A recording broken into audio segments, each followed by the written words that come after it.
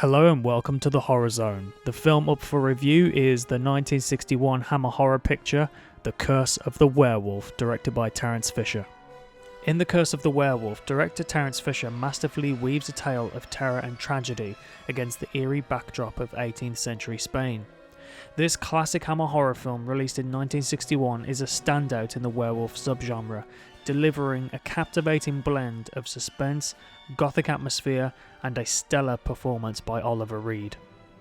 The narrative unfolds with the haunting origin story of Leon Corlido, played by Reed.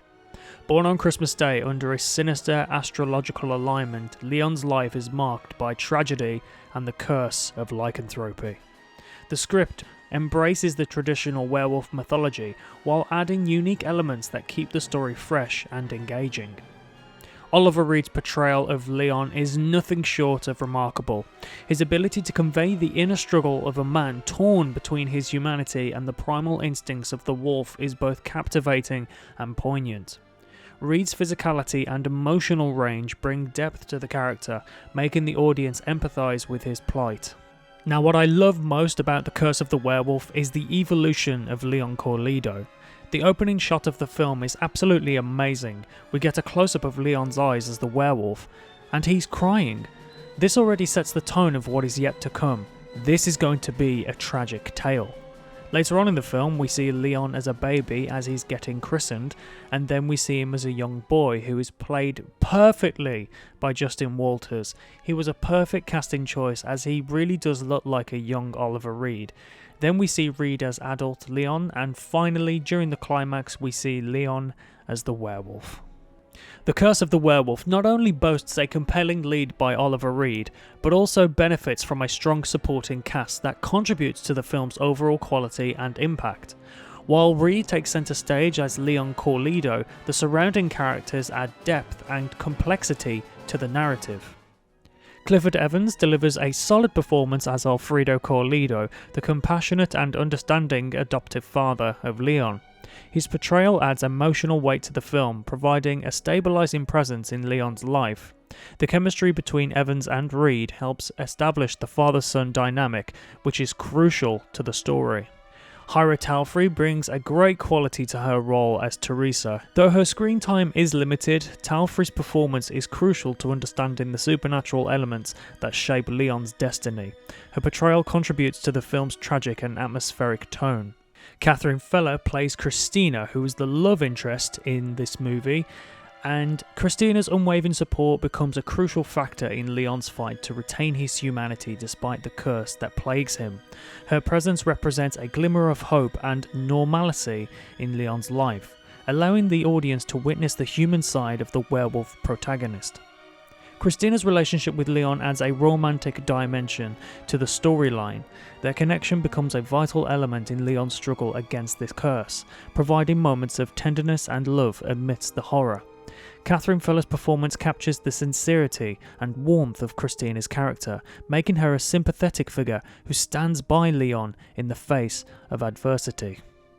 Yvonne Romain, who plays the servant girl, is a crucial character in the film because she is the birth mother of Leon. She brings a layer of empathy and humanity to her part of the storyline.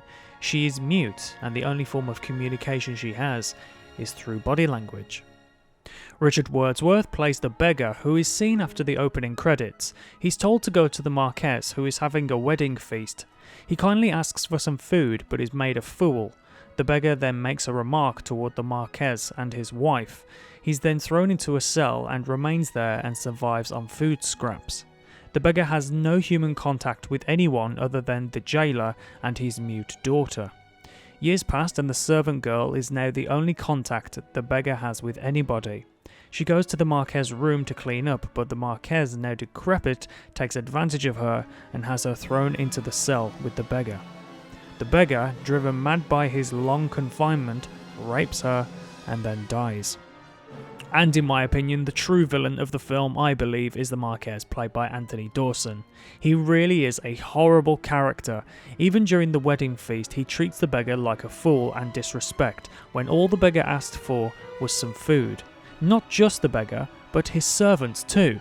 When the Marquess becomes decrepit, he's even more horrible, and truly got what he deserved.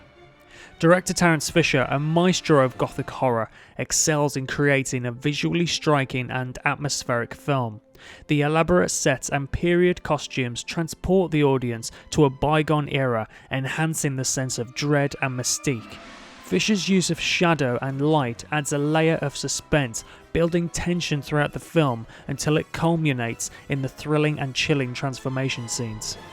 The makeup and practical effects, though dated by contemporary standards, remain effective in conveying the horror of Leon's metamorphosis. The film's commitment to practical effects over CGI contributes to its timeless charm.